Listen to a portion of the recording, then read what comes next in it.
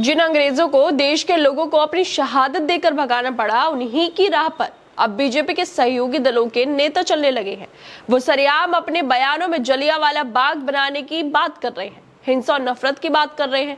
देश को आजाद हुए 75 सालों से ज्यादा हो गए हैं, लेकिन अब भी भाजपा के सहयोगी अंग्रेजों जैसी बात कर रहे हैं, गोलियों की बात कर रहे हैं, लोगों को मरवाने की, हिंसा की बात कर रहे हैं, क्योंकि लोकतांत्रिक देश में लोगों के पास प्रदर्शन करने के अधिकार नहीं है। अगर कोई सरकार के खिलाफ प्रदर्शन करेगा तो उसके लिए भाजपा के सहयोगी जलियांवाला बाग बना देंगे।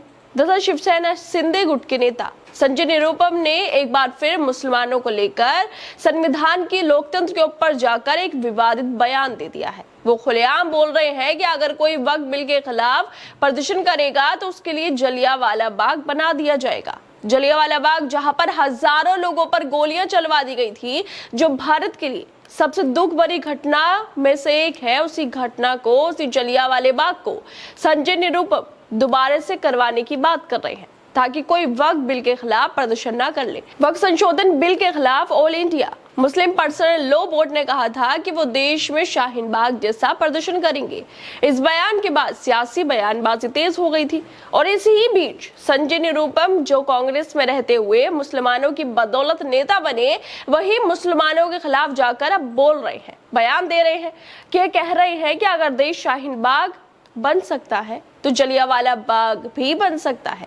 संजय निरुपम की ये वीडियो, ये विवादित बयान देने वाला वीडियो अब काफी खासा वायरल भी हो रहा है। वीडियो में वो बोल रहे हैं कि सड़क पर उतरे या नाले में कूदे या गटर में कूदे, सरकार ने घोषणा कर दी है कि संसद का अधिकार है कानून बनाना। एक बार कानून बन गया तो वो देश की व्यवस्था का हिस्सा है, और जिसको भी इस देश की व्यवस्था और संविधान में विश्वास है, उसको इस कानून का पालन करना पड़ेगा। जो लोग इस कानून का विरोध करेंगे, शाहीन बाग वगैरह बनाने की कोशिश करेंगे, वो ना भूले कभी भी उनका जलियांवाला बाग भी बन सकता है। इसलिए सावधान रहें। देश में जो कानून बना है उसका सम्मान करें, किसी के साथ अन्याय ना हो, इसका इंतजाम हम लोग रखेंगे, इसका इंतजाम हम करेंगे। मतलब सरकार ने घोषणा कर दी तो कर दी, चाहे वो लोगों के लिए ठीक हो या ना हो, चाहे लोग उसके खिलाफ हो या ना हो। लेकिन संजय निरुपम बोल रहे हैं कि हमें इससे कोई फर्क नहीं पड़ता कि लोगों को क्या करना है। अगर लोगों ने प्रदर्शन किया, शाहीन बाग जैसा कोई कोशिश की प्रदर्शन करने की, तो जलियांवाला बाग भी हो सकता है। मुसलमानों के वोटों पर नेता बनने वाले संजय निरुपम अब मुसलमानों पर विवादित बयान देकर अपनी राजनीति चमका रहे हैं। संजय निरुपम के इस बयान से सियासी गलियारों में हलचल मच गई है और खासकर मुस्लिम समुदाय के बीच इसे लेकर गुस्सा भड़क उठा है।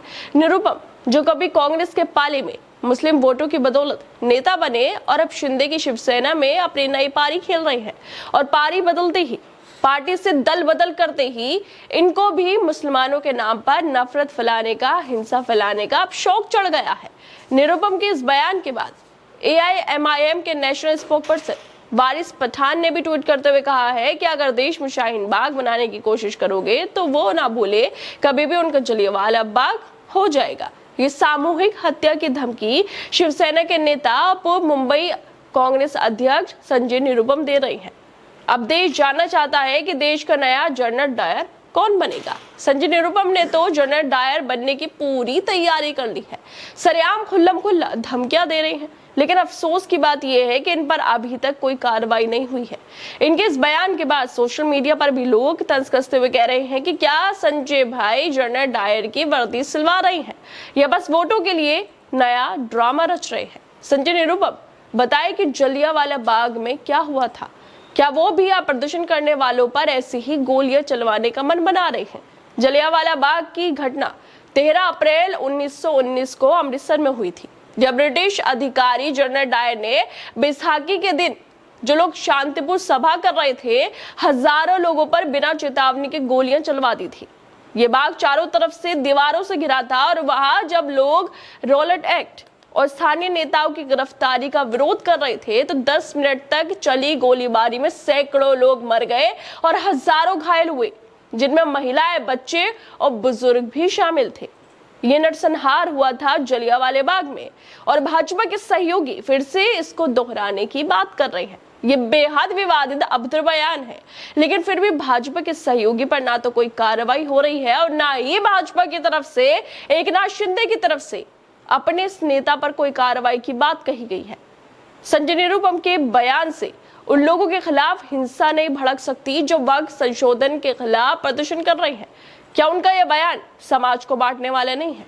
अब देखना यह होगा कि निरुपम सरेआम जलियांवाला बाग को दोहराने की बात कर रहे हैं, नफरत और हिंसा की बात कर रहे हैं, तो क्या इस बयान का संज्ञान कोर्ट खुद लेगा या फिर नहीं लेने वाला? जिस तरह से बीजेपी के नेता, बीजेपी के सहयोगी नेता जो है वो आकर विवादित बयान देते हैं, लेकिन इसके बावजूद उन पर कार्रवाई नहीं होती। क्या फिर एक बार इतना बड़ा बयान देने पर, जलियांवाला बाग की तरह करवाने पर, क्या अगर कोई प्रदर्शन करेगा शाहीन बाग की तरह तो जलियांवाला बाग हो सकता है? इसका क्या मतलब है कि जैसे जलियांवाला बाग में गोलियां चली ऐसी चलने वाली हैं?